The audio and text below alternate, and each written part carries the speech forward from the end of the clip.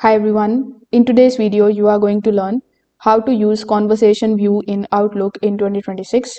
Now this feature groups all of the replies and messages from the same email thread together so that your inbox looks clean and organized. So without further delay, let's get straight into it. First of all, you need to open your Outlook application on your computer. You can also open it in your web browser. So once you are inside your Outlook dashboard, simply hover over to the left hand side and click on the option of inbox. In the inbox, you will have to first of all select your email. Afterwards, hover over to the top and click on the option of view. Here, when you select the option of view, you will see the option of show as conversations.